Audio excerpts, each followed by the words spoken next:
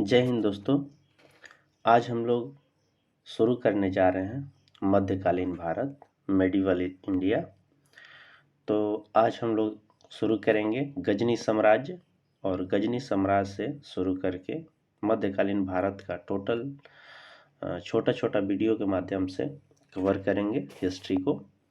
और इसे जहाँ तक याद करने की बात है तो बहुत आसानी से आप याद कर सकते हैं। इसका रीज़न ये है कि वीडियो के लास्ट तक आप इतने अच्छे से तब तक समझ गए होंगे कि बहुत आसानी से आप हर क्वेश्चन का जवाब दे सकते हैं। ये मध्यकालीन भारत का पहला वीडियो है। तो आइए हम लोग समझने का कोशिश करते हैं कि गजनी साम्राज्य है कहाँ। गजनी साम्राज्य जो है वो अफगानिस्तान के एरिया में पड़ता है। एक छोटा सा राज्य था गजनी साम्राज्य, जहाँ पर अलब्तगिन नामक एक तुर्क सरदार था जो वहाँ पर शासन कर रहा था। और यही अलब्तगिन जो है 932 में वहाँ पर शासन करता है। 932 में, और इसके बाद जब इसकी मृत्यु हो जाती है तो कुछ दिनों तक प्रीतिगिन वहाँ पर शासन करता है। जैसे कि 972 से लेके 977 के बीच में ये शासन करता है। और इसी के समय में भारत पर प्रथम आक्रमण होता है। और सर्वप्रथम जब आक्रमण होता है, तुर्क आक्रमण भारत पर, उस समय पंजाब में शाही वंश का शासक जयपाल का शासन था। तो उस टाइम में आक्रमण होता है। अब यहाँ समझने वाली बात यह है कि अलब्तगिन 932 ईस्वी में गजनी साम्राज्य की स्थापना करता है, जिसका राजधानी गजनी को बनाता है। और अलब्तगिन का दामाद एवं गुलाम सुबुक्तगिन था। थोड़ा सा समझेंगे, बस ये 3 नेम को आप लोग समझ जाएंगे, बहुत अच्छे से आप इसे समझ पाएंगे। तो अलब्तगिन का दामाद और गुलाम, पहले गुलाम हुआ करते थे, तो गुलाम और दामाद सुबुक्तगिन था अलब्तगिन का। तो सुबुक्तगिन का जो बेटा था उसी का नाम था महमूद गजनी। महमूद गजनी। तो ये 3 स्टेप आप बहुत अच्छी तरह से समझ पाए होंगे कि अलब्तगिन जो है 932 में गजनी साम्राज्य की स्थापना करता है। जब इसकी मृत्यु हो जाती है तो उसके बाद प्रीतिगिन वहाँ का शासक बनता है, जो 972 से लेके 977 के बीच शासन करता है। और प्रीतिगिन के समय में ही भारत पर पहला आक्रमण होता है, तुर्क आक्रमण। और उसके बाद तीसरा शासन करता है सुबुक्तगिन, जो अलब्तगिन का दामाद एवं गुलाम था। और सुबुक्तगिन जो है वो महमूद गजनी का बाप था। ठीक है, तो सुबुक्तगिन का बेटा महमूद गजनी बनता है।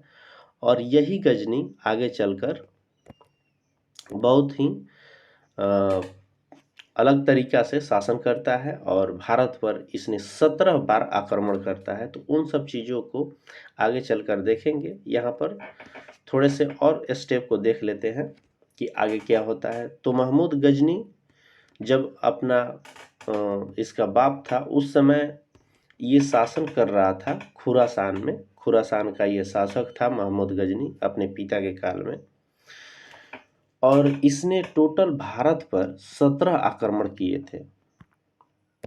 इसने 17 आक्रमण किए थे भारत पर महमूद गजनी। महमूद गजनी। महमूद गजनी 998 में गद्दी पर बैठता है 27 वर्ष की अवस्था में। इसका जन्म होता है 971 में। 971। तो डेट को उतना ध्यान में नहीं रखेंगे, जो डेट हम बोलेंगे वही आप लोगों को ध्यान में रखना है।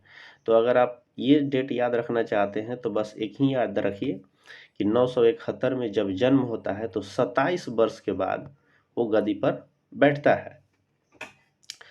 अब आगे समझने का कोशिश करते हैं कि जब ये गद्दी पर बैठता है और ये भारत के तरफ आक्रमण करने के लिए सोच रहा है, तो पहला जो आक्रमण है महमूद गजनी का भारत पर, वो पहला आक्रमण होता है 1000 ईस्वी में। ये बहुत ही कन्फ्यूजन रहता है क्योंकि 1001 और 1000 ये दोनों टाइम में आक्रमण करता है। तो इसे ध्यान में रखेंगे कि ये प्रथम आक्रमण है, फर्स्ट है। और दूसरा जो आक्रमण करता है 1001 में, तो 1001 में जब आक्रमण करता है तो शाही राजा जयपाल के विरुद्ध आक्रमण करता है और जयपाल को पराजित भी कर देता है। जयपाल को पराजित कर देता है। तो यहाँ ध्यान देने वाली बात है कि पहला आक्रमण 1000 ईस्वी में किया था महमूद गजनी ने भारत पर, और दूसरा आक्रमण होता है 1001 में जो जयपाल के विरुद्ध होता है और जयपाल को पराजित भी कर देता है। महमूद गजनी का 1008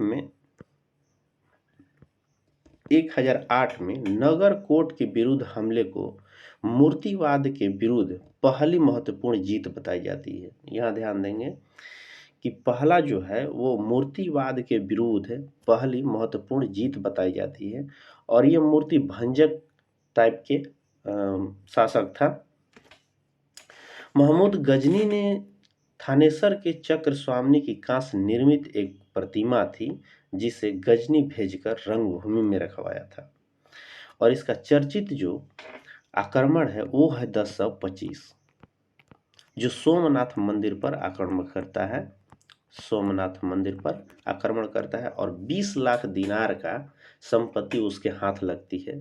सोमनाथ मंदिर गुजरात में है, सौराष्ट्र में, और इसको 20 लाख का उस टाइम में दिनार हाथ लगता है। और जब ये लूट कर ले जाता है उस समय जाट इसका विरोध करते हैं और जाट इससे कुछ धन लूट लेते हैं, जो बाद में 1027 में जाटों के विरोध भी अंतिम आक्रमण करता है भारत पर महमूद गजनी, और इसकी मृत्यु 1030 में हो जाती है।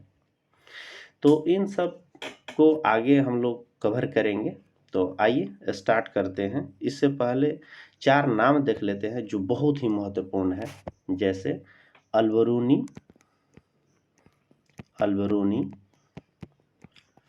फरूखी, उत्बी, और उसके बाद एक और नाम है, उसका नाम है फिरदौसी। तो ये 4 नाम जो है वो बहुत ही क्वेश्चन पूछा है इन 4 नामों से। ये सभी लोग महमूद गजनी के दरबार में रहते थे। अलबरूनी ने किताब लिखा है एक, और फिरदौसी ने शाहनामा फिरदौसी का लिखा हुआ है, और अलबरूनी भी एक किताब लिखा है। तो उन दोनों को बीच में हम लोग यूज करेंगे, देखेंगे उसका नाम क्या है। चलिए आगे बढ़ते हैं। तो 932 ईस्वी में अलप्तगीन नामक एक तुर्क सरदार गजनी साम्राज्य की स्थापना की, जिसकी राजधानी गजनी थी। अलप्तगीन की मृत्यु के पश्चात कुछ समय तक गजनी में प्रीतिगीन ने शासन किया। इसी के शासनकाल में सर्वप्रथम भारत पर आक्रमण किया गया। प्रथम तुर्क आक्रमण के समय पंजाब में शाही वंश का शासक जयपाल था, और अलप्तगीन का गुलाम तथा दामाद सुबुक्तगीन 977 ईस्वी में गजनी की गद्दी पर बैठता है। तो यहाँ ध्यान देंगे कि अलप्तगीन जो 932 में तुर्क सरदार अपना साम्राज्य बनाया था और उसका शासक बना, उसके कुछ दिन बाद जब मृत्यु हो जाती है तो प्रीतिगीन बनता है, और प्रीतिगीन के मृत्यु के बाद सुबुक्तगीन बनता है, जो कि अलप्तगीन का दामाद एवं गुलाम था, जो 977 ईस्वी में गजनी की गद्दी पर बैठता है। आगे देखते हैं कि महमूद गजनी सुबुक्तगीन का पुत्र था। अब महमूद गजनी जो है इसका बाप सुबुक्तगीन था। महमूद गजनी का जन्म जो है 1 नवंबर 971 ईस्वी में हुआ था। अपने पिता के काल में महमूद गजनी खुरासान का शासक था।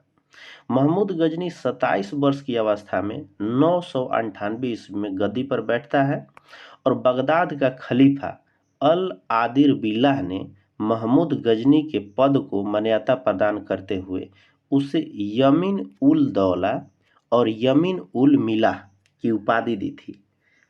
तो ध्यान देंगे, जो बगदाद के खलीफा है वही लोग उपाधि देते थे जो मान्य होता था, जो राजा बनता था उसको।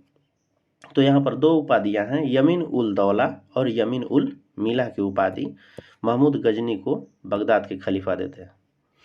महमूद गजनी ने भारत पर 17 बार आक्रमण किया। महमूद गजनी ने भारतीय आक्रमण का वास्तविक उद्देश्य जो था वो धन की प्राप्ति थी, धन लूटना था। यहाँ पर जो आक्रमण करने आया था तो वो धन लूटने के उद्देश्य से आक्रमण किया था।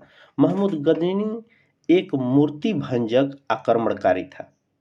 महमूद गजनी ने भारत पर प्रथम आक्रमण 1000 ईस्वी में किया तथा कुछ पेशावर का जो कुछ भाग है उस पर अधिकार करके वह अपने देश वापस लौट गया।